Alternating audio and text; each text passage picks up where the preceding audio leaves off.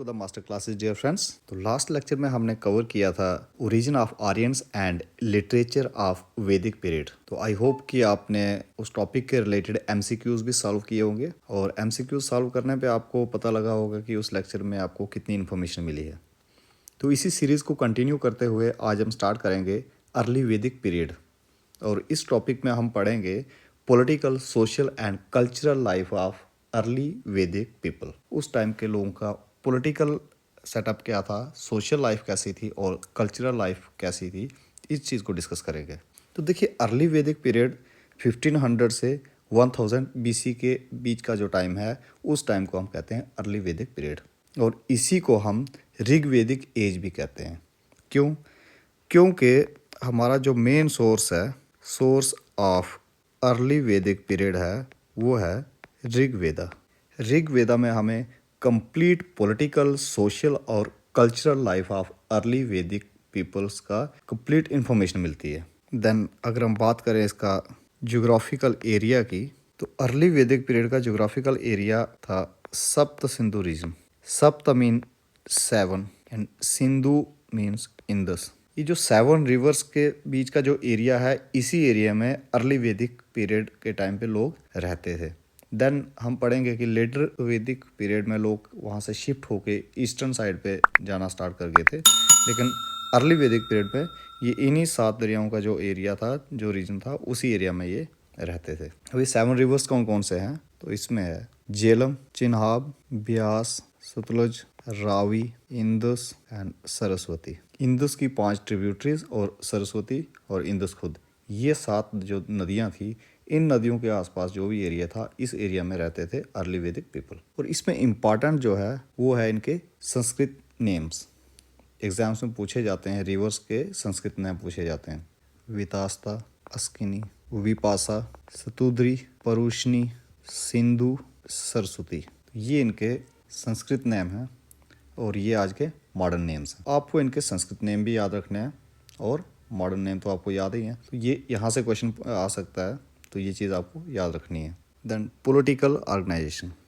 तो political life of early Vedic period, उस time का पॉलिटिकल सेटअप क्या था, तो इसको हम से डिस्कस करेंगे। सोसाइटी का सबसे जो छोटा यूनिट था वो था कुला। कुला मीन्स फैमिली। बहुत सारे कुलास मिलके बन जाता था ग्राम। ग्रामा मीन्स विलेज और बहुत सारे ग्राम्स मिलके बनता था विस। विस मीन्स क्लैन और बहुत सारे विस मिलके बन जाता था जना। जना मीन्स पीपल। जो कुल का हेड होता था, फैमिली का हेड होता है, उसे कहा जाता था कुलप्पा। से विलेज का जो हेड होता था उसे कहा जाता था ग्रामणी। विस का जो हेड होता है उसे कहा जाता है विस्पति और जो पूरी एक ट्राइब का हेड जो होता था उसे कहा जाता था राजन। तो अगर हम बात करें उस टाइम पे किस टाइप की गवर्नमेंट होती थी, अगर आज के टाइम के अगर हम कंपैरेटिव वाले कहें कि उस टाइम पे किस टाइप की गवर्नमेंट होती थी या किस टाइप का पॉलिटिकल सेटअप होता था, तो वो था मोनार्कियल। और इसमें जो राजन जो चूज़ किया जाता था वो इलेक्ट हो गया जाता था। तो इस पूरे पॉलिटिकल सेटअप में हम देख रहे हैं कि कुला smallest unit of political setup है और जना या ट्राइब जो है वो हाईएस्ट पॉलिटिकल यूनिट है। सबसे लार्जेस्ट पॉलिटिकल यूनिट जो है वो जना है और जना का हेड जो है उसे कहा जाता है राजन। तो उस टाइम पे काफ़ी सारी ट्राइब्स थी ऐसी, जिनमें से कुछ खास भारता, मत्स्यास, यादुस एंड पुरुष हैं। और हर ट्राइब का जो हेड होता था वो राजन होता था और राजन को असिस्ट करने के लिए 3 बड़े इंपॉर्टेंट लोग होते थे, जिनमें नंबर 1 था पुरोहिता, सिनानी और ग्रामणी। पुरोहिता एक प्रीस्ट होता था, सिनानी कमांडर ऑफ आर्मी होता था और Gramin means head of village. तो ये 3 लोग राजन को एडमिनिस्ट्रेशन चलाने में हेल्प करते थे। देन गवर्नमेंट किस टाइप की होती थी, तो वहाँ पे मोनार्की थी और राजन को चूज करने के लिए 2 असेंबलीज होती थी, सभा एंड समिति। सभा में कुछ इंपॉर्टेंट लोग जो होते थे वो ही होते थे और समिति में जनरल पब्लिक। तो ये लोग मिलके एक राजन चूज करते, इलेक्ट करते थे और देन राजन पुरोहिता, सिनानी और गामिनी की हेल्प से पूरा एक पॉलिटिकल ऑर्गेनाइजेशन को चलाता था। Family is the basic unit of society. जो सोसाइटी थी ये पैट्रियार्कल थी। Patriarchal means male member of the family is the head of family. Then families किस टाइप की होती थी, तो ये मोनोगेमस टाइप फैमिली थी। मोनोगेमस फैमिली मीन्स कि एक मेल मेंबर की एक ही वाइफ होती थी। लेकिन कुछ रॉयल फैमिलीज़ में पॉलीगैमी भी प्रैक्टिस की जाती थी। मीन्स उन फैमिलीज़ में मेल मेंबर की एक से ज़्यादा वाइफ्स होती थी, लेकिन ये सिर्फ रॉयल फैमिलीज़ में होता था। देन मेल और फीमेल इक्वेलिटी थी उस टाइम की सोसाइटीज़ में, बिकॉज फीमेल सभा और समिति में पार्टिसिपेट करती थी और इम्पॉर्टेंट डिसीजन मेकिंग में भी वो अपना रोल प्ले करती थी।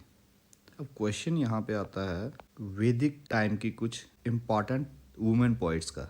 तो ये याद रखें, अपाला, लोपामुद्रा, गोशा एंड विश्ववरा, ये उस टाइम की इम्पॉर्टेंट फीमेल पोइट्स थी।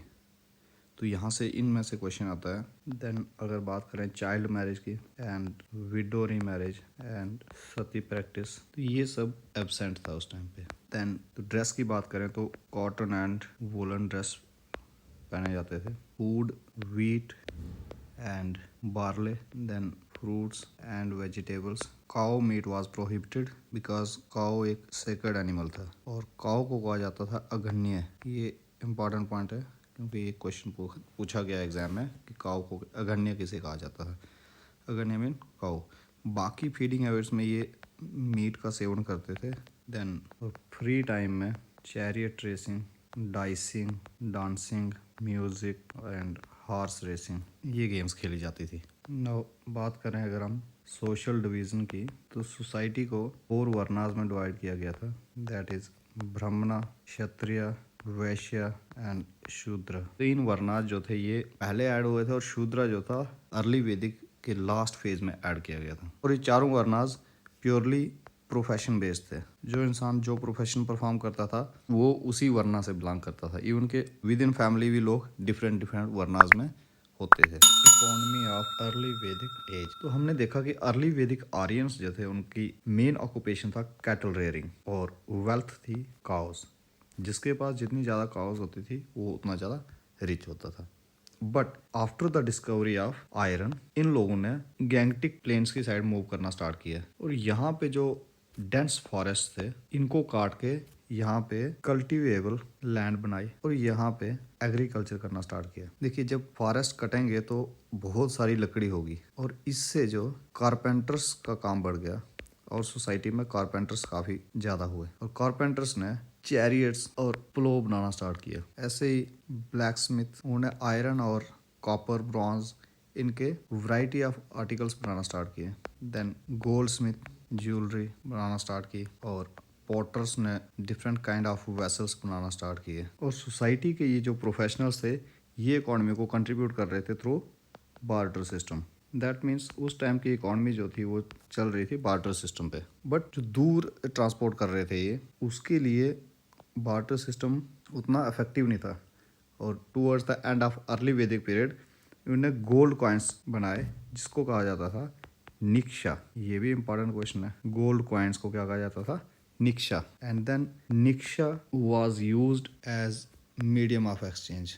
Religion of early Vedic age, early Vedic Aryans जो थे वो नेचुरल फोर्सेस की वर्शिप करते थे जिनमें इम्पॉर्टेंट था इंद्र, सेकंड मोस्ट इम्पॉर्टेंट थे अग्नि, वायु, वरुणा, पृथ्वी। इंद्र को पुरांदर भी कहते थे। Purandar mean breaker of forts.